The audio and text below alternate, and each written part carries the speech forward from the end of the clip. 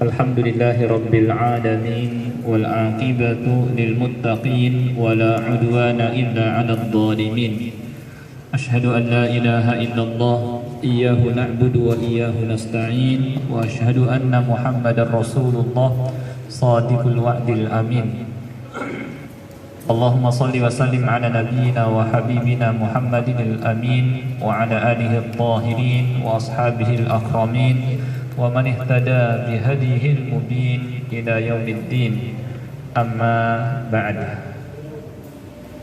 Pertama-tama kita panjatkan puja dan puji syukur kehadirat Allah Subhanahu wa taala yang terus melimpahkan kepada kita semua nikmat-nikmatnya, terutama adalah nikmat Islam, nikmat iman, nikmat hidayah, nikmat taufik, nikmat sehat wal afiat, dan nikmat-nikmat lainnya yang sama-sama kita rasakan, yang semuanya patut untuk kita syukuri. Salawat dan salam tidak lupa kita sampaikan kepada Nabi kita Nabi Muhammad sallallahu alaihi wasallam, kepada keluarganya, para sahabatnya, dan orang-orang yang mengikutinya hingga hari kiamat. Seperti biasa, pada malam Jumat kita adakan kajian bersama guru kita, ya, Ustadz kita, Syekhuna Al-Ustadz Asy-Syaikh Ahmad Nafi', ya, yang insyaallah akan menyampaikan untuk kesempatan hari ini pembahasan al-mawdu'an adab tilawatil Quran, ya, adab membaca Al-Quranul Karim, ya. Insyaallah pada kesempatan malam ini beliau akan sampaikan tentang adab membaca Al-Quranul Karim. Untuk itu, untuk mempersingkat waktu, langsung saja kita serahkan kepada beliau. Falyatafadhal masykura.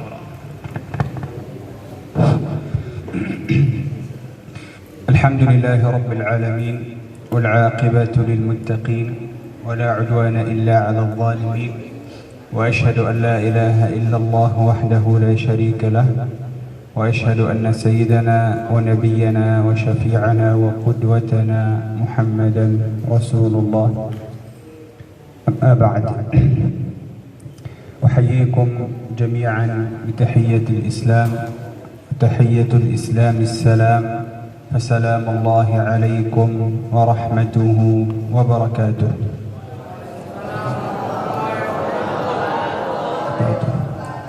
ندعو الله سبحانه وتعالى ونقول اللهم علمنا ما ينفعنا وانفعنا بما علمتنا وزدنا علما.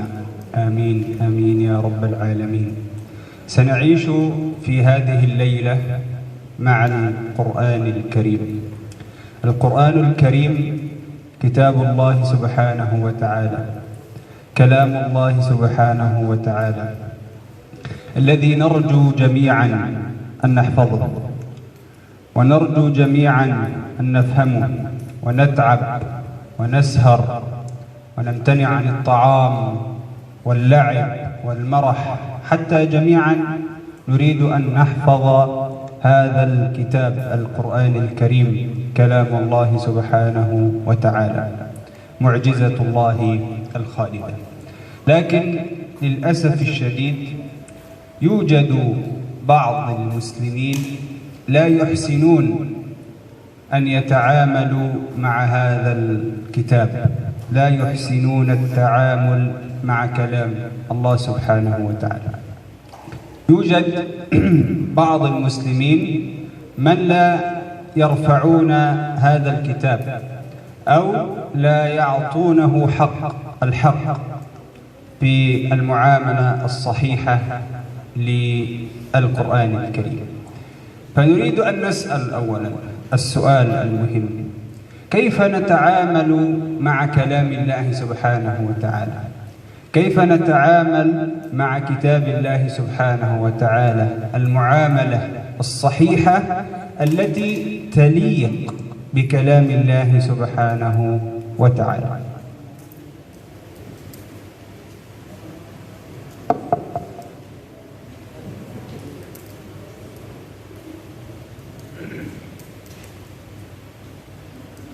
Alhamdulillah, tadi beliau menyampaikan puja dan puji syukur kepada Allah Subhanahu wa taala dan salawat kepada Rasulullah Sallallahu Alaihi Wasallam.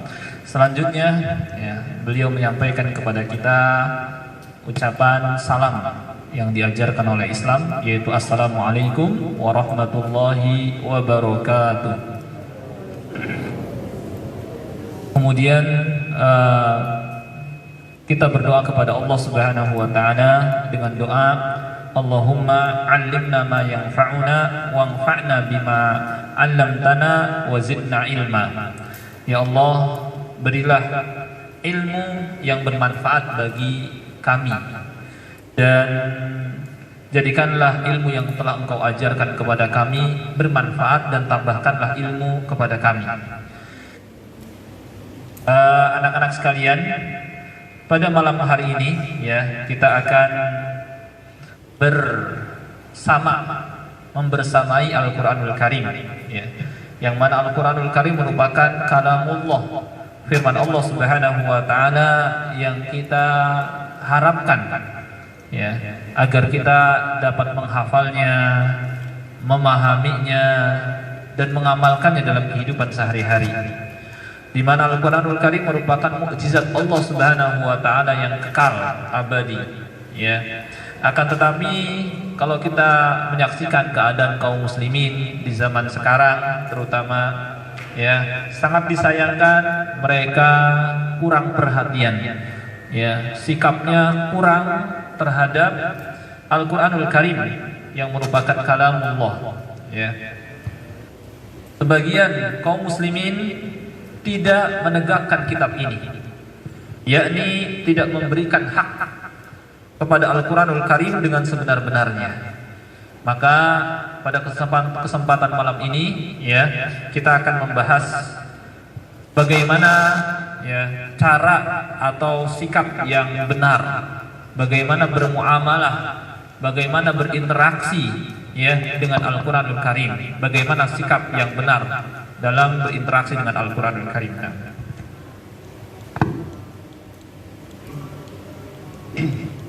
لو سألتك وقلت لك هل أنت رجل مؤدب؟ هل عندك أدب؟ تقول له كيف تسأل هذا السؤال؟ طبعا أنا رجل مؤدب. كل طالب، كل شخص يقول على نفسه أنني طبعا مؤدب وعندي أدب كبير جدا. قل لك ما الدليل؟ ما الدليل على أنك مؤدب، أن عندك أدب؟ تقول أنا أعامل الناس بأدب، لا أرفع صوتي على الكبير وأحترم الناس وأعامل الناس معاملة حسنة، فأنا طبعا عندي أدب وأنا طبعا رجل مؤدب. أنت مؤدب؟ فإذا أقول لك أيضا إذا كنت حريص، عندك الحرص أن تعامل الناس بأدب، فأكمل الأدب هو الأدب مع الله سبحانه وتعالى. كنت حريص أن تكون مؤدب وتنظر أنك الآن رجل مؤدب لأنك تعامل الناس بأدب، كل لك الأدب الكامل، أدب خالص هو أن تكون مؤدب مع الله سبحانه وتعالى.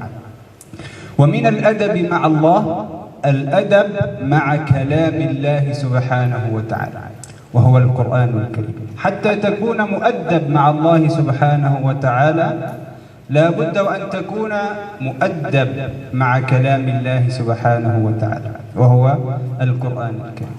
لا بد نعرف أن القرآن الكريم ليس كأي كتاب عادي.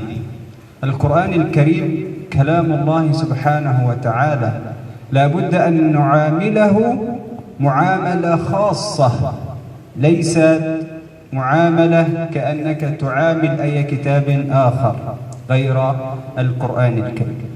فيجب على المسلم، يجب على المسلم أن يراعي الأدب مع القرآن إذا كان يريد أن يكون مؤدب مع الله سبحانه وتعالى.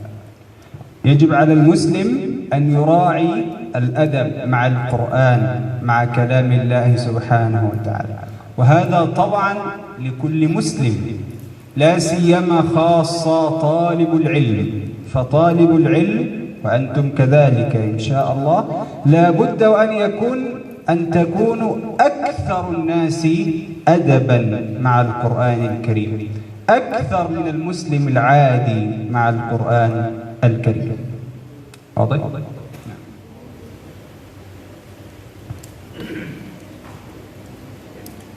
Selanjutnya, ya,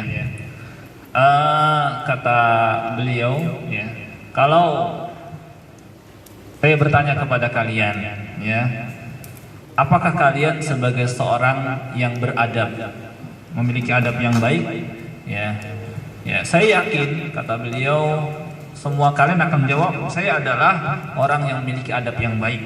Saya memiliki kesopanan, ya, adab terhadap orang lain, ya. Kalau misalnya saya tanya, kata beliau, ya, mana bukti bahwa kalian sebagai orang yang beradab, punya sopan santun? Ya, tentu kalian akan mengatakan buktinya, ya, adalah saya kalau bergaul dengan orang lain lemah lembut, saya menghormati yang tua, menyayangi yang muda, berbuat baik kepada orang lain, ya. Ini bukti bahwa saya, ya, sebagai seorang yang beradab. Akan tetapi kalau kita, ya, perhatian memiliki adab sopan santun kepada manusia, harusnya kita lebih beradab lagi, ya, memiliki adab dan sopan santun, ya, kepada Rabb manusia, Rabbun Nas, yaitu Allah Subhanahu wa taala. Harusnya kita lebih beradab lagi, ya. Maka hendaknya kita memiliki adab kepada Allah Subhanahu wa taala, dan termasuk adab kepada Allah adalah adab terhadap firman-Nya, terhadap kalamullah Al-Quranul Karim, supaya kita dikatakan seorang yang beradab, ya, dengan Allah Subhanahu wa taala. Kita harus memiliki adab sopan santun terhadap kalamullah Al-Quranul Karim. Kenapa? Karena Al-Quranul Karim bukan seperti kitab-kitab yang lain, bukan seperti kitab biasa, buku biasa, tapi Al-Quranul Karim adalah kitabullah, firman Allah Subhanahu wa taala, yang dalam berinteraksi dengannya ada interaksi khusus, ya, ada muamalah yang khusus terhadap Al-Quranul Karim. Jangan seperti buku-buku yang lain, jangan seperti kitab-kitab yang lain, ya. Oleh karena itu, seorang muslim harus memperhatikan adab terhadap Al-Quranul Karim jika ingin dikatakan sebagai seorang yang beradab dengan Allah. Dan ini perhatikan, bukan hanya kepada penuntut ilmu saja seperti kalian, bahkan setiap muslim harus memiliki adab dan sopan santun yang baik terhadap Al-Quranul Karim. Al-adabu ma'al Quran, atau kaifa nata'amalu ma'al Quran, kalamullah subhanahu wa ta'ala. Awwalu adabin ma'al Quran al-ikhlas, wa huwa ahammu syai'.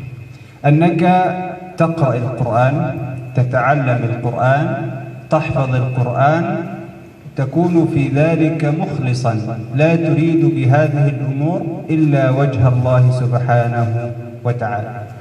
تحفظ، تقرأ، تتعلم للقرآن وأنت مخلص في هذا وتريد بذلك وجه الله سبحانه وتعالى. اسمعوا إلى هذا الحديث الخطير جدا الذي عندما يسمعه القارئ أو الطالب لا بد وأن ينتبه إليه جيدا. النبي صلى الله عليه وسلم أخبرنا أول من يقضى عليه يوم القيامة، أول من يقضى عليهم يعني أن يحكم الله فيهم يوم القيامة ثلاثة. أول ثلاثة يحكم الله عليهم يوم القيامة، من الثلاثة واحد. من هو؟ ماذا فعل هذا الواحد؟ قال: رجل تعلم العلم وعلمه. الله أكبر.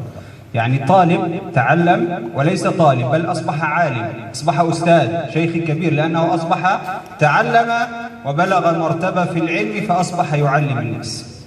تعلم العلم وعلمه، وقرأ القرآن، حفظ وقرأ وتلا القرآن وتعلم القرآن الكريم، فأتي به يوم القيامة فعرفه نعمه، يعني الله عرفه نعمته عليه فعرفها، العلم وقراءة القرآن. فقال له: فما عملت فيها؟ ماذا عملت بهذا العلم الذي أعطاك الله له؟ وماذا عملت بالقرآن الذي أعطاك الله فحفظته وقرأته؟ فيقول الرجل: تعلمت العلم وعلمته. نعم، أنا كنت طالب علم وجلست سنوات طويلة أتعلم في المعاهد وأدرس، وبعد أن انتهيت علمت الناس هذا العلم. فيقال له: كذبت. سبحان الله. وقرأت القرآن قرأت فيك القرآن. فيقول هذا الرجل: ماذا؟ قرأت فيك القرآن، يعني قرأت القرآن لك. فيقال له أيضا: كذبت. تعلمت ليقال عالم، وقرأت ليقال قارئ. أنت فعلا تعلمت، لكن ليس لله، وليس لأنك تريد أن تعلم الناس. أنت تعلمت حتى يقول الناس لك أنك أستاذ كبير وعالم كبير، ما شاء الله أنت رجل عالم وأستاذ كبير وعندك علم. كان نيتك عندما تعلمت العلم وتطلب العلم هذا الأمر، أنك تكون كبير عند الناس ويقول عنك أستاذ كبير. وكانت نيتك وأنت تقرأ القرآن وتحفظ القرآن أن الناس تقول عليك: ما شاء الله هذا رجل قارئ كبير ورجل ممتاز وحافظ كبير، ونقدمه في الإمامة ونقدمه في الصلاة، وهذه نيتك. فيقال: فقد قيل، يعني فعلا الناس قالوا عنك أنك عالم وأستاذ وشيخ كبير، وقالوا عنك أنك قارئ وحافظ ومتقن ما شاء الله، فأخذت أجرك. أنت لا يوجد لك أجر عندنا، أنك تعلمت حتى تكون عالم، أو يقول الناس عنك عالم، وأخذت هذا الأجر. وقرأت القرآن حتى الناس تقول عنك قارئ وحافظ ومتقن، والناس قالوا عنك، فأخذت هذا الأجر. لا يوجد لك أجر عندنا. ثم يؤمر به فيسحب على وجهه ويرمى في النار. الله أكبر. يعني تخيل أن الشخص من أول 3 يسحبون إلى النار، إلى هذا الذل على وجهه. حافظ للقرآن، عالم كان يعلم الناس وينصح الناس ويؤدب الناس ويدعو إلى الدين ويدعو إلى الله سبحانه وتعالى، يكون أول من يدخل النار. قارئ كان لا ينام الليل في حفظ القرآن، كان يتقن ويحفظ القرآن جيدا، يكون من أول 3 يدخلون النار. عجيب، حديث مخيف جدا. يدعونا جميعا، أنا وأنتم والمعلمين جميعا، إلى تصحيح النية. لماذا نحن نجلس في هذا المعهد؟ ما نيتك من تعلم العلم؟ ما نيتك من حفظ القرآن؟ ما نيتك لقراءة القرآن؟ إذا كانت نيتك غير الله أو غير وجه الله، أنك تريد بهذا العمل غير وجه الله سبحانه وتعالى، فأنت على خطر كبير وعلى أمر عظيم. النبي أخبرنا أن العالم والقارئ الذي تعلم وقرأ لغير الله كان من أول من يدخلون النار، والعياذ بالله جميعا. فأول أدب وأول معاملة مع القرآن الإخلاص، أن تتعامل مع كتاب الله بإخلاص، وأن تتعلم وتقرأ وتحفظ لا تريد بذلك إلا وجه الله سبحانه وتعالى. وما أمروا إلا ليعبدوا الله مخلصين له الدين. هذا الأمر الأول الذي يجب أن نعرفه جيدا في التعامل مع كتاب الله سبحانه وتعالى.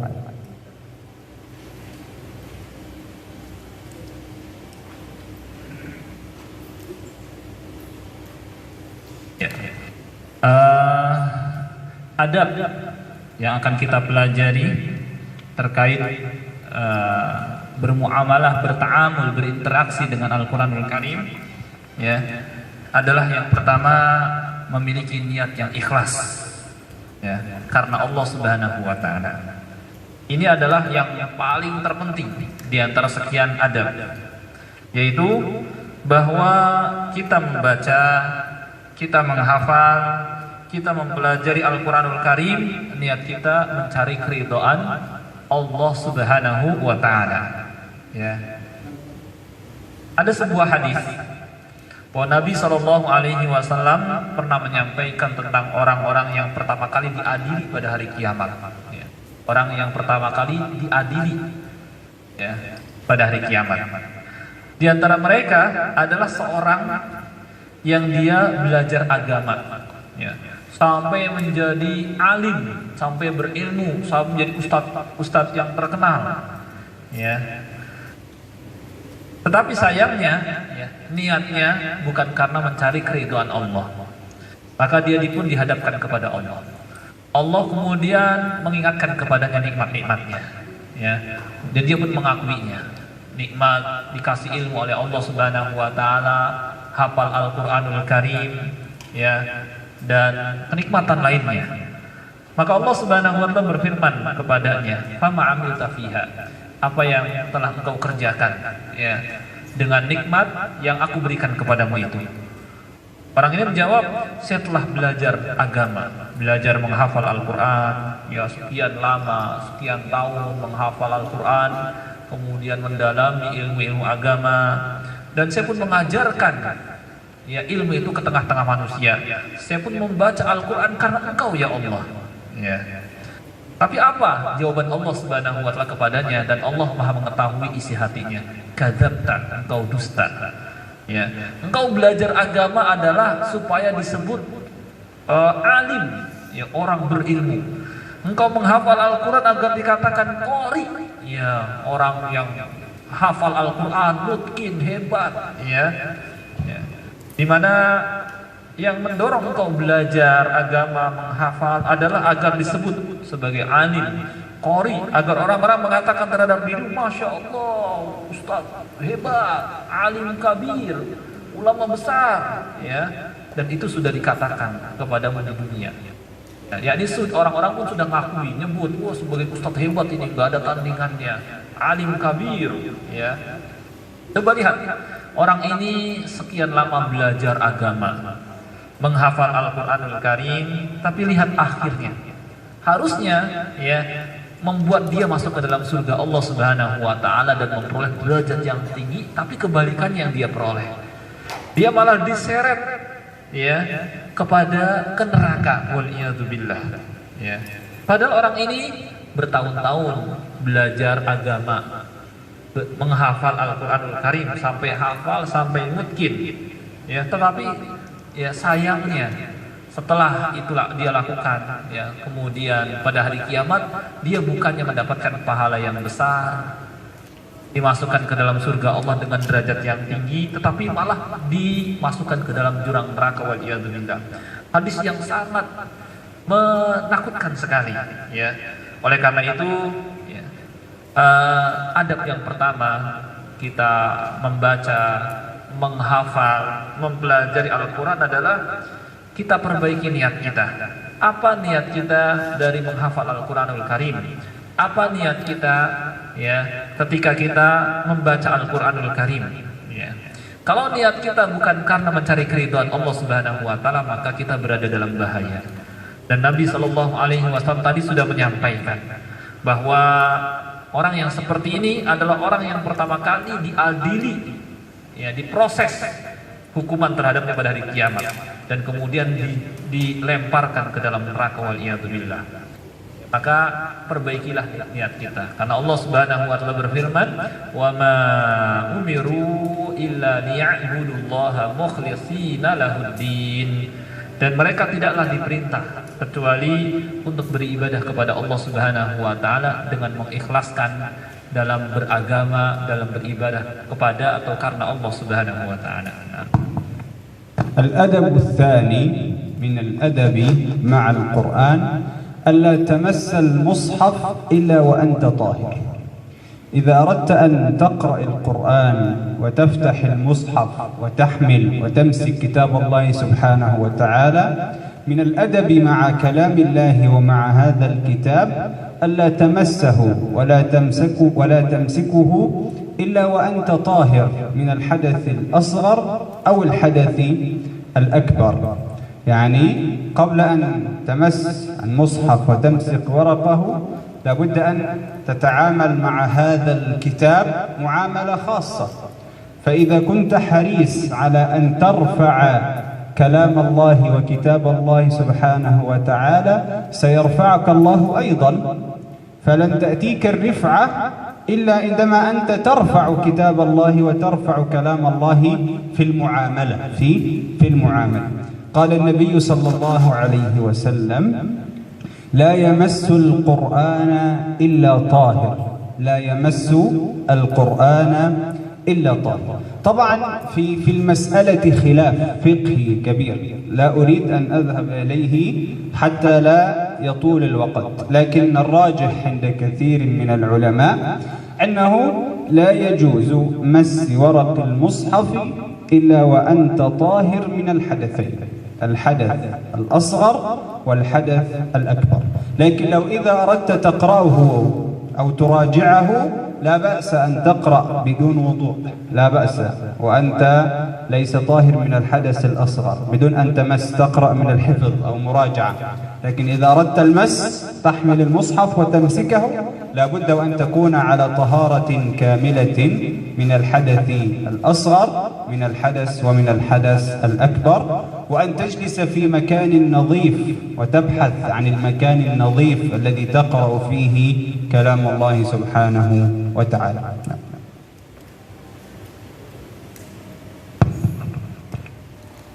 Selanjutnya, setelah adab kita yang pertama tadi adalah ikhlas, yang kedua adalah hendaknya ya kita tidak menyentuh mushaf Al-Quran kecuali kita dalam keadaan suci. Ya, ini suci dari hadas kecil dan hadas besar.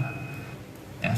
Ketika kita betul-betul ingin meninggikan kitabullah agar Allah Subhanahu wa taala kemudian mengangkat derajat kita, maka kita pun harus bertaamul, bermuamalah dengan Al-Quran dengan muamalah yang istimewa. Ya. Di antaranya adalah tidak menyentuhnya kecuali dalam keadaan suci. Dan Nabi SAW juga bersabda, ya, la tamassal Qur'ana illa tahir. Janganlah engkau menyentuh Al-Quran kecuali engkau dalam keadaan suci. Memang dalam masalah ini ada khilaf di kalangan para ulama terkait dengan hukum menyentuh mushaf, menyentuh Al-Quran, dan di sini bukan waktunya ya beliau membahas khilaf tersebut ya karena waktu yang sempit. Akan tetapi yang rajih ya di kalangan ulama adalah hendaknya kita tidak ya menyentuh kecuali dalam keadaan suci dari hadas kecil dan hadas besar, kecuali kalau kita hendak murojaah ya maka nggak apa-apa kita tidak dalam keadaan suci, karena nggak kita harus murojaah ya dengan hafalan misalnya, maka nggak apa-apa tidak dalam keadaan suci. Tapi kalau menyentuh membaca hendaknya kita dalam keadaan suci. الأدب الثالث مع القرآن الكريم تحسين الصوت بقراءته وتجويده. يعني إذا أردت أن تقرأ القرآن لابد أن تتعلم أحكام التجويد فتجود القرآن حتى تقرأه قراءة صحيحة. كذلك تحسن صوتك، لا تقرأ القرآن كما نسمع كثير من الطلاب كأنهم يقرؤون كتاب عادي، يقرؤون قراءة عادية كأنه يقرأ جريدة أو يقرأ صحيفة. لا، النبي صلى الله عليه وسلم قال زينوا القرآن بأصواتكم، زينوا القرآن بأصواتكم. فإذا أردت أن تقرأ القرآن لابد أن تحسن الصوت وتحسن الأداء. لا تقول أنا صوتي قبيح، لا ليس هذا المقصود، لكن طريقة قراءتك وأدائك لابد أن تكون حسنة، ليس كما تقرأ أي كتاب آخر. هذا من ناحية الصوت، من ناحية تحسين الصوت. فقال النبي صلى الله عليه وسلم لأبي موسى الأشعري لقد أوتيت مزمارا من مزامير آل داود. أثنى عليه، لقد أوتيت مزمارا من مزامير آل داود، يعني أوتيت صوت حسن، الصوت الجميل. كان النبي يحب أن يسمع القرآن بالصوت الحسن الجميل. فزين وحسن القرآن في الصوت والأداء. والأهم من ذلك أن تجود قراءته وأن تقرأه بطريقة صحيحة. لا يجوز لك وأنت طالب علم وأنت شيخ أو أستاذ وتقرأ القرآن قراءة خاطئة. ماذا تركت للمسلم العادي؟ يعني المسلم العادي الذي لم يتعلم القرآن هو لم يتعلم، لكن أنت طالب علم حافظ تحفظ القرآن الكريم، فلا يجوز لك أن تخطئ أو تقرأ القرآن بطريقة خاطئة. لابد عليك أن تهتم جيدا بتعلم أحكام التجويد.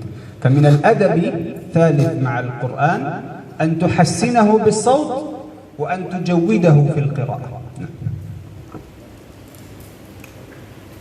Baik, selanjutnya adab yang ketiga, ya. Setelah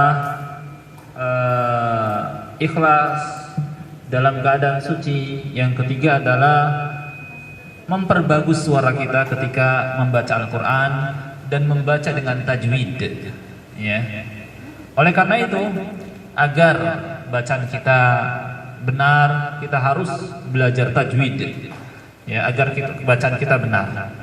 Demikian pula jangan samakan membaca Al-Quran seperti membaca buku-buku yang lain, yang baca biasa-biasa saja, ya, tanpa kita perindah, tanpa kita memperbagus ketika membacanya, ya. Tapi bacalah Al-Quran dengan suara yang indah. Bahkan Nabi SAW pernah bersabda kepada sahabat, ya, sahabatnya yaitu Abu Musa Al-Ash'ari radhiyallahu anhu, yang suaranya merdu. Beliau bersabda kepadanya, dan beliau senang dengan suara yang merdu. Laqad utita mizmaran min mazamiri ali Dawud. Engkau telah diberikan, ya, seruling, ya, seperti seruling keluarga Dawud yang indah, yang merdu suaranya.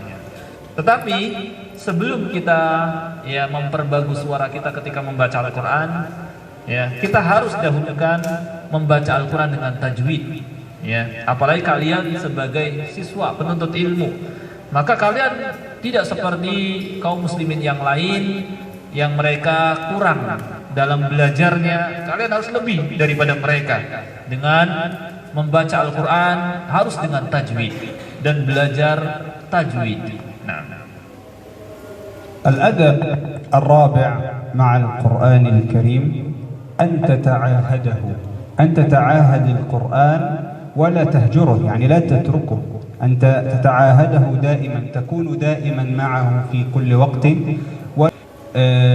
كما قلنا قبل ذلك في الدرس الماضي أن القرآن عزيز، وإذا تركت الشخص العزيز أو الشيء العزيز سيتركك ولن يبقى معك لأنه عزيز، لا يحب من يتركه. إذا كنت معه سيكون معك، وإذا تركته هو لن ينتظرك، هو أيضا سيتركك. فالنبي صلى الله عليه وسلم أخبرنا بذلك وقال: تعاهدوا القرآن فوالذي نفسي بيده لهو أشد تفلتا من الإبل في عقلها. عبر بالإبل لأنها أشد الحيوانات، أكثر الحيوانات التي لا تصبر أن تبقى في مكان واحد، فالعقلها في مكان ربطها أو مكان نومها. فالنبي صلى الله عليه وسلم يقول: تعاهدوا القرآن، لا تتركوه، دائما كونوا معه، لأنه سريع أن ينفلت منك، سريع أن يتركك إذا تركته، فإذا تركته فهو أيضا سيتركك بسرعة. فمن الأدب مع القرآن ألا تتركه وقت طويل ولا تهجره. النبي صلى الله عليه وسلم أخبرنا الله سبحانه وتعالى عنه في القرآن أنه قال: وقال ربي إن قوم اتخذوا هذا القرآن مهجورا. النبي صلى الله عليه وسلم يشكو إلى ربه، كلام خطير. قال رب إن قومي اتخذوا هذا القرآن مهجورا. يشكو النبي صلى الله عليه وسلم إلى ربه بسبب أن قومه هجروا القرآن، ابتعدوا عن القرآن، تركوا القرآن. هذا ليس من الأدب. هجروا القرآن بكل أنواعه، سواء هجر السماع أو هجر التلاوة أو هجر العمل أو هجر التدبر أو هجر التحكيم، أنت تحكمه في أمورك وشؤونك، تلاوة أو السماع أو العمل أو التدبر، هجروه. فليس من الأدب مع القرآن أن تتركه، لا بد أن تعاهده وتكون وتعيش معه دائما.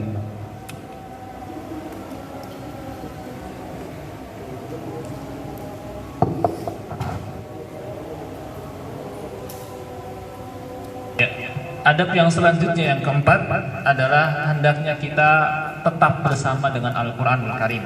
Jangan sampai kita meninggalkannya, ya. Yakni senantiasa Al-Qur'an bersama kita. Sebagaimana beliau telah menyampaikan pada pelajaran sebelumnya yang lalu bahwa Al-Qur'an itu seperti tamu yang mulia, ya. Kalau tamu tersebut kita tongkrongi, ajak ngobrol, maka dia akan tetap di situ. Tapi kalau kita, maaf ya, saya mau pergi dulu, lama apalagi kita ya meninggalkannya, maka dia akan segera pergi, nggak mau berlama-lama di situ. Maka kalau Al-Quran ingin tetap bersama kita, ya tetaplah bersama dengan Al-Quranul Karim, jangan ditinggalkan. Ya, oleh karenanya Nabi SAW bersabda, ta'ahadu bil Quran, jagalah Al-Quran. Lahiya asyaddu tafallutan minal ibil fi iqaliha. Hafalan Quran itu lebih gampang lepas daripada unta dari ikatannya. Unta adalah hewan yang nggak sabaran, nggak diikat ya keburu pergi. Ya, nah bagaimana supaya unta tersebut nggak pergi ya diikat. Demikian pula hafalan Al-Quran, supaya tetap terjaga oleh kita harus mengikatnya. Bagaimana mengikatnya? Dengan senantiasa menjaga atau memurojaahnya. Kalau kita meninggalkannya, maka Al-Quran akan segera meninggalkan kita. Hafalan kita akan hilang dari kita. Ya. Oleh karena Nabi SAW pernah mengeluh, ngadu kepada Allah Subhanahu Wa Taala. Ya, sebagaimana disebutkan dalam Al-Quran. Wa qala ar-rasulu ya rabbi inna qaumi ittakhadhu hadzal qur'ana mahjura. Ya. Rasul yakni Nabi Muhammad sallallahu alaihi wasallam mengeluh, ya Rabbi, sesungguhnya kaumku telah menjadikan Al-Qur'an sebagai sesuatu yang ditinggalkan. Ya. Nabi sallallahu alaihi wasallam menyayangkan kok umatnya sampai meninggalkan kalamullah, firman Allah, kitab yang agung yang mulia ini. Ya. Meninggalkan ini bentuknya macam-macam. Bisa meninggalkan membacanya, memurojaahnya, menyimaknya, tidak lagi mempelajari isinya, apalagi mengamalkannya. Ini sangat disayangkan. Nabi SAW bersedih kalau kita seperti ini. Al-adabul khamis ma'al Qur'anil Karim, وهذا بسرعة حتى ننتهي قبل انتهاء الوقت، وهو أدب مهم جدا وللأسف أننا لا نراه في كثير من الطلاب، حسن الاستماع والإنصات للقرآن الكريم. النبي صلى الله عليه وسلم حينما كان يقرأ السورة على الصحابة أنصتوا وانتبهوا كأن على رؤوسهم الطير. عجيب، الطير لا يمكن أن تقف على شيء يتحرك، ليس شيء يتكلم بل شيء يتحرك. فالنبي صلى الله عليه وسلم حينما كان يقرأ الآية على الصحابة كانوا في إنصات وانتباه كأن الطير يقف على رأسهم. لا تسمع النفس، ليس الكلمة ولا الحرف، النفس لا تسمعه من شدة الإنصات والخشوع والسكينة حينما كانوا يسمعون القرآن. وهذا طبعا لا نجده في كثير من الطلاب. لما نقرأ القرآن أو يسمعون الدرس تجد بعضهم يضحك، بعضهم يتكلم، بعضهم لا يبالي ولا يسمع. فكثير من الطلاب لا تحسن التعامل مع القرآن أو لا تتأدب مع القرآن. يقرأ صديقهم القرآن أو يسمعون هم يضحكون، أو يلعبون أو لا يسمعوا أو لا يبالوا بالسماع، فاجلس جيدا، اسمع كأنهم لا يعرفون هذا الكلام، وهذا أمر ليس من الأدب مع كلام الله سبحانه وتعالى. الله سبحانه وتعالى يقول: وإذا قرئ القرآن فاستمعوا له وأنصتوا لعلكم ترحمون. فمن الأدب مع القرآن أنك عندما تسمع القرآن أو تسمع صديقك يقرأ القرآن أو أستاذك يقرأ القرآن أن تحسن الاستماع والإنصات، فتسكت وتخشع وتسكن، ولا تضحك ولا تتكلم ولا تبالي ولا تلعب في شيء، بل تحسن الاستماع.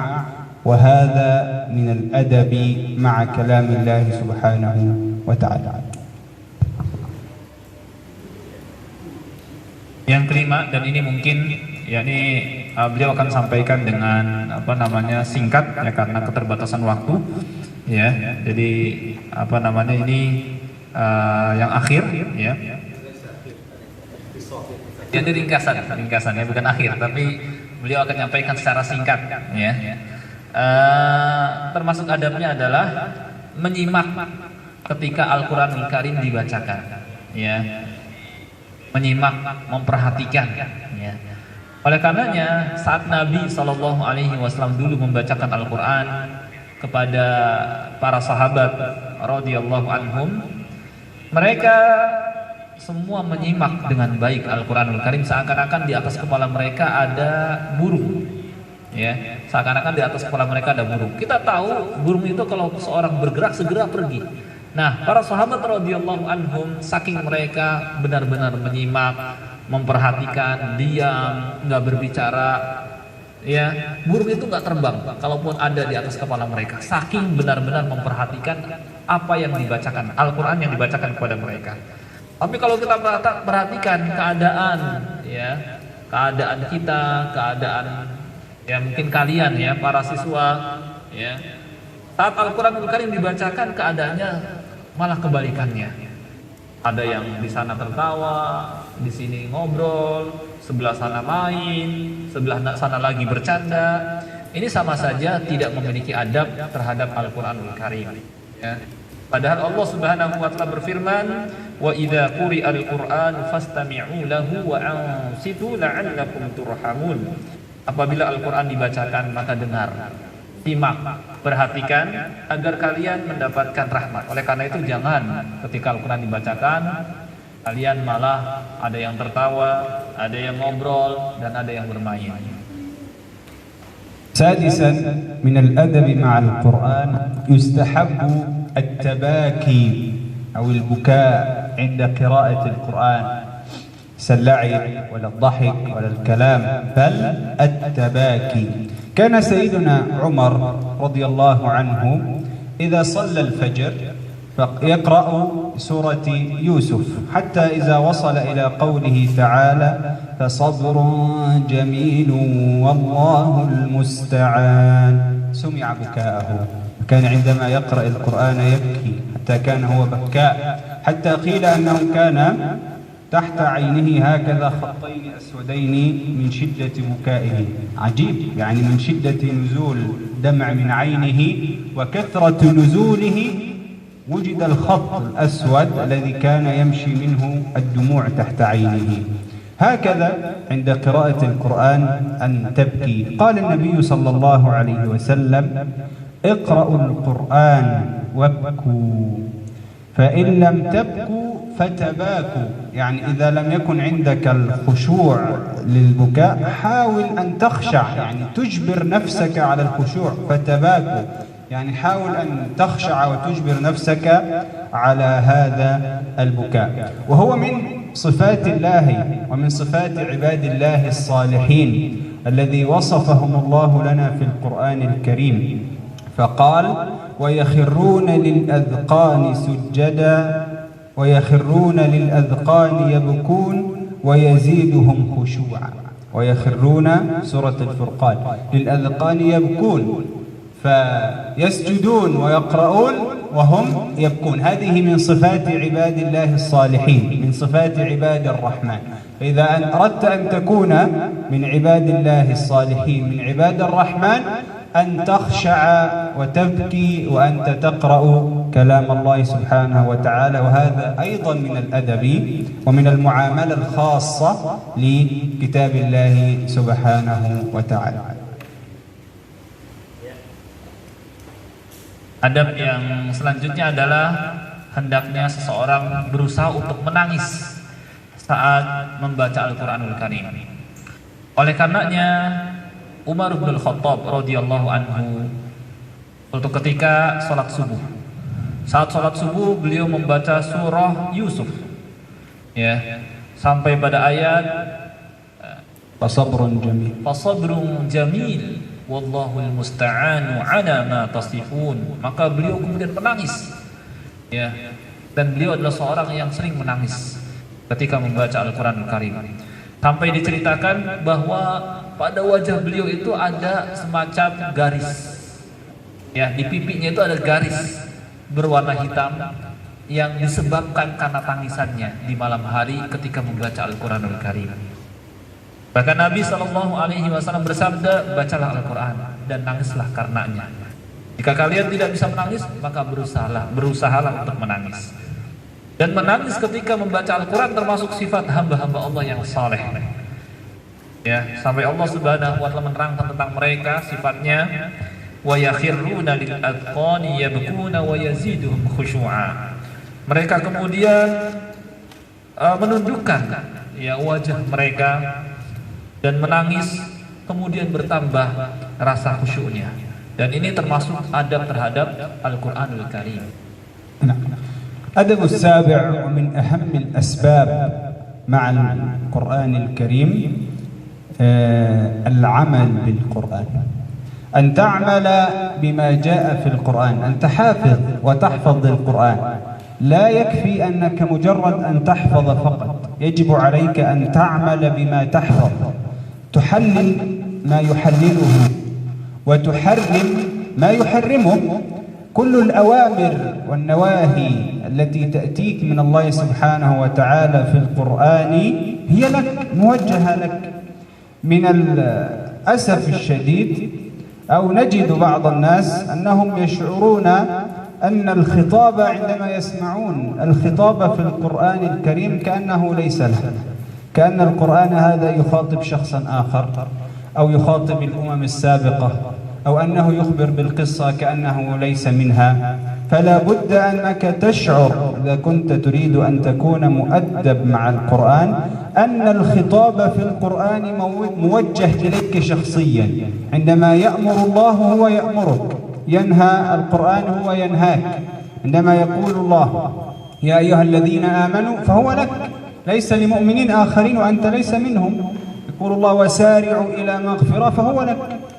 فالعمل بالقرآن تحليل حلاله وتحريم حرامه من أهم الأمور التي تجب على كل مسلم. واسمع إلى هذا الحديث أيضا الخطير حينما صعد النبي صلى الله عليه وسلم إلى السماء وقابل الملائكة، فقال له، قال الملكان مع النبي، الملكان النبي انطلق.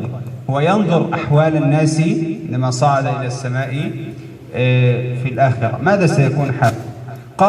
قال النبي صلى الله عليه وسلم فانطلقنا حتى أتينا على رجل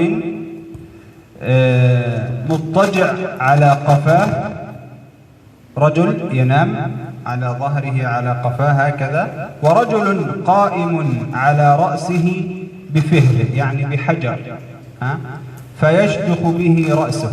يعني النبي يقول فانطلقنا مع ملكان فوجدنا رجل ينام على ظهره ورجل يقام بجانبه معه حجر يرميه في رأسه فيخدش رأسه يعني يجرحه كأنه يكسر رأسه. هذا الرجل القائم عمله دائما يضرب رأسه بحجر. وعمل رأس بعد ذلك تعود كما كانت ويضرب مرة ثانية، مستمر في هذا العمل، هو يضرب والرأس تعود مرة ثانية فيمسك الحجر ويضرب هكذا. فقال النبي صلى الله عليه وسلم: من هذا؟ ما هذا؟ ما حال هذا الرجل؟ قالوا يعني الملكان قالوا له: هذا رجل علمه الله القرآن. يعني هذا كان قارئ وحافظ. مسؤولية القارئ والحافظ كبيرة جدا، لا بد أن تعرفوها، ليس مجرد فقط أن تحفظ فقط. هذا رجل علمه الله القرآن فنام عنه بالليل ولم يعمل به في النهار. يعني هو حفظ القرآن ما شاء الله، حافظ جيد ومتقن، لكن هو ينام عن القرآن في الليل ولا يعمل به شيئا في النهار. هو مجرد أنه فقط حافظ للقرآن يردد كلامه فقط. فقالوا للنبي: يفعل به إلى يوم القيامة. يعني هذا إذا مات هذا القارئ أو هذا الحافظ الذي لا يعمل بكتاب الله سبحانه وتعالى وينام عنه، حاله هكذا إلى يوم القيامة. رجل بجانبه يضرب رأسه فيهشمها ويكسرها فتعود كما كانت، فيأخذ الحجر ويضرب مرة ثانية، حاله هكذا إلى يوم القيامة، نعوذ بالله من ذلك.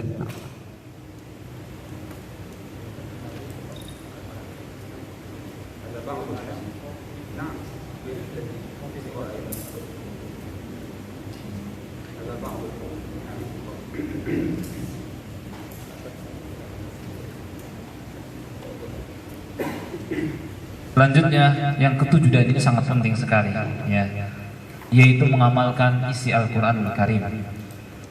Jadi hendaknya kita mengamalkan isi Al-Quranul Karim dengan menghalalkan apa yang dihalalkan oleh Al-Quran, mengharamkan apa yang diharamkan oleh Al-Quranul Karim. Hendaknya kita hadirkan bahwa Al-Quranul Karim itu diturunkan kepada kita. Firman-firman Allah Subhanahu wa taala tertuju kepada kita, bukan kepada orang lain, bukan pula kepada umat-umat terdahulu, tapi kepada kita. Ya. Oleh karena itu ketika misalnya kita mendengar firman Allah Subhanahu wa taala, ya ayyuhalladzina amanu, itu tertuju kepada kita. Ketika Allah Subhanahu wa taala berfirman, wasari'u ila maghfiratin min rabbikum, bersegeralah kepada ampunan Allah dan surga yang luasnya seluas langit dan bumi, tertuju kepada kita. Ya, bukan kepada yang lain. Ya. Hadirkan perasaan ini dalam diri kita, bahwa semua firman Allah Subhanahu wa taala tertuju kepada kita. Ada sebuah hadis bahwa Nabi SAW pernah diajak oleh dua malaikat, ya, sampai ke sebuah tempat. Di tempat tersebut ada seorang yang tidur telentang, ya, tiduran telentang. Ada dua orang, yang satu tiduran, yang satu berdiri. Yang tiduran ini, ya, dengan telentang, dengan kepala di bawah gitu, ya. Sedangkan yang satu berdiri bawa batu yang besar, ya. Kemudian kepalanya dengan batu yang besar itu, hingga pecah kepalanya. Ya. Ketika sudah pecah, berdarah-darah, ya, nyatu lagi kepala, diambil lagi batu besar, kepalanya, ya, pecah sampai berdarah-darah, gitu ya. Kemudian ya batu itu menggelinding, nyatu lagi kepala, diambil lagi batu itu, dipecahin lagi kepalanya. Nabi SAW yang melihat keadaan seperti ini kaget. Man hadza? Siapa orang ini?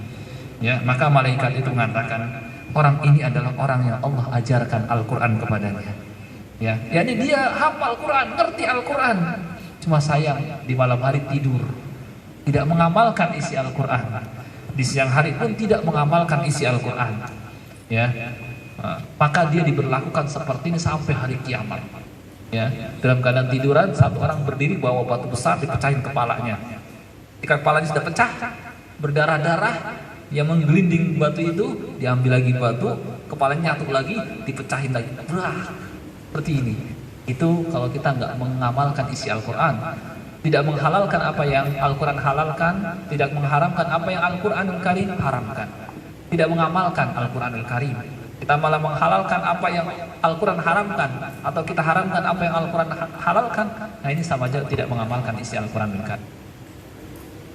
أخيرا حتى لا ينتهي الوقت، الأدب الأخير مع القرآن استحباب تنظيف الفم وتنظيف الأسنان عند قراءتك للقرآن الكريم بالسواك أو بأي آلة أخرى. يخرج من فمك كلام الله سبحانه وتعالى القرآن الكريم، فلا بد أن يكون هذا الفم نظيف طاهر، لأنه يخرج كلام طاهر كلام الله سبحانه وتعالى. فإذا أردت أن تقرأ القرآن يستحب أن تنظف هذا الفم، هذه الأسنان بالسواك أو بالفرشاة أو بأي شيء ينظف هذا الفم، لأنه يخرج منه كلام الله سبحانه وتعالى. كان النبي صلى الله عليه وسلم إذا قام التهجد من الليل، يعني إذا قام في الليل لصلاة التهجد أو صلاة الليل، يشوص فاه بالسواك، يعني يأخذ السواك وينظف فاه قبل أن يقوم الليل، لأنه يقرأ القرآن، يقرأ كلام الله، مع أن فم النبي صلى الله عليه وسلم أطهر الفم.